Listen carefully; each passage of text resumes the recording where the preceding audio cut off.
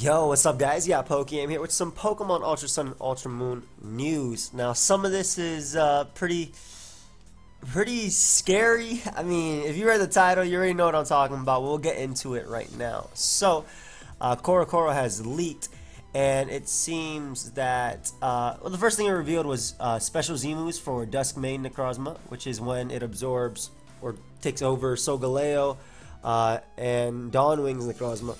It's a little bit early, so forgive me.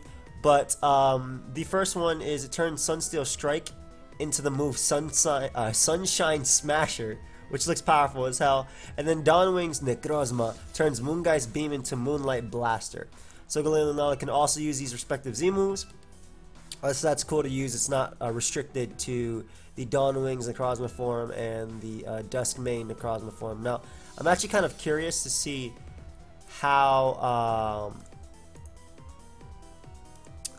how those mons end up being. I was actually looking at Kyurem and how the stats changed and whatnot when it became Kyurem Black and Kyurem White, and how they boosted its strongest stats. So I'm really curious about that, but I don't want to go too much into that because we don't know anything. We don't know enough about that. But we also know that a new move known by Duskmane Necrozma called Photon Geyser. But the cool thing is that it confirms that both of the new forms of Necrozma have the ability Prism Armor. So, I mean, that was speculated, of course, that it's literally its armor that's taking over Solgaleo and Lunala. So, it was speculated that they would both have Prism Armor. So, I actually like that a lot. The fact that these mons have their weaknesses, the moves, weaken. Which is pretty cool, especially in, I want to say Solgaleo's case as well. Like, it does have that niche that it's able to check Pokemon like Xerneas in the Ubers tier, and now it can also, take super effective moves. So I think that'll be really cool. And obviously, this also works for Lunala because Lunala did have Shadow Shield, which was the multi-scale for Lunala, and now it doesn't have to be restricted to being at full HP. So that's really cool. Now, this is the big one. In addition to this, it mentions Z-Power Rotom, where if you have good compatibility, again, it's early, with Rotom, it can power up Z-moves by letting you use Z-moves more than once in battle. Let me repeat that. If you have good compatibility with Rotom, it can power up Z-moves by letting you use Z-moves more than once in battle. No. I gotta leave a dislike on my own Ultimate Z upload. No. I do not want to be able to use Z-moves more than once in battle. The thing about Z-moves is, it's not only the fact that there is the unpredictability in Z-moves. Like, if, for example, if my opponent has Landorus, Tangrowth, Toxapex, Tapu Fini, Celesteela, and then you see a Charizard, you're already thinking that's going to be Zard X or Zard Y, right? You already know, okay, this is going to be a Mega.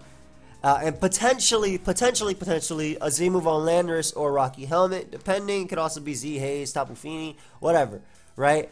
But Z moves don't have that shouting at you that it's a Z Pokemon, right? It's not like when you see, like I said, a Mega, you can automatically assume that this mon is a Mega, all right?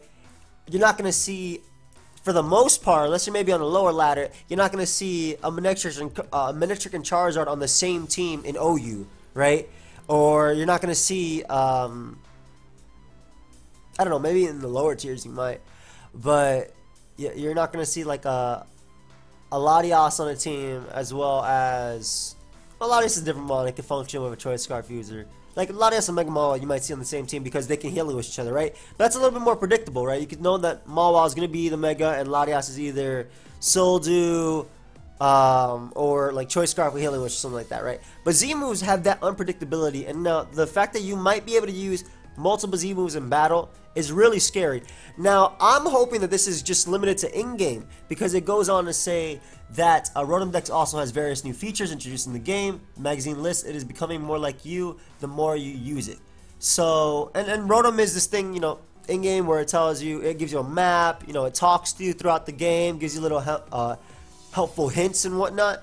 So I'm assuming this would be more so an in-game feature than it would be an actual battle. I'm hoping that way anyway, because again, Z-moves didn't have that unpredictability. Imagine having to fight a Continental Crush or a Supersonic Sky Strike Landorus, and then it being able to use that again, or another mon holding a Z move, right? You're using that, right? And they just broke through your Tangrowth, and now you're fighting, or they broke through your Tangrowth or your Toxapex, your Celesteela, and now you're fighting Calm Mind, Hydro Vortex, Keldeo alongside that, so it breaks through the special walls at the top of the physical walls that Landorus just broke through with its Z move. So I really don't like this notion of being able to use more than one Z move in battle, and I really do hope that this is just limited to the in-game.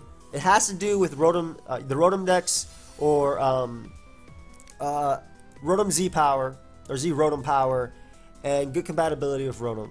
So I'm assuming that this is something that you get in-game during like the middle of your journey or towards the end of your journey, where you know, the Rotom Dex ends up liking you or something like that.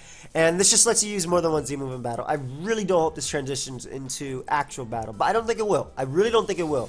Imagine facing an Omni Boosting Como next to an Omni Boosting Porygon. No. No, I already played Ultimate Xeon Showdown. I do not want to play that again. Obviously, I do want to know your thoughts, though. I think it's still pretty cool that the new Necrozma forms have Prism Armor, right?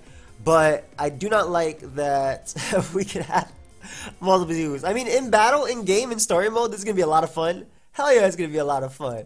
Let me just bop my opponent with my malicious Moonsault, right? But then on top of that, let me Z with Como, okay? I'd be pretty pissed if I was an in-game character, but not gonna lie. But I do know your thoughts. Obviously, this is huge if it does transition into battling, and I'm not sure what we do about that. I'm sure if this did happen, they would ban, like at least on small round play on singles, they would ban multiple Z moves in battle. But I do know your thoughts. You can leave them down below. Pretty crazy though if it is, or if it does transition into it. But let me know. So goodbye, friends.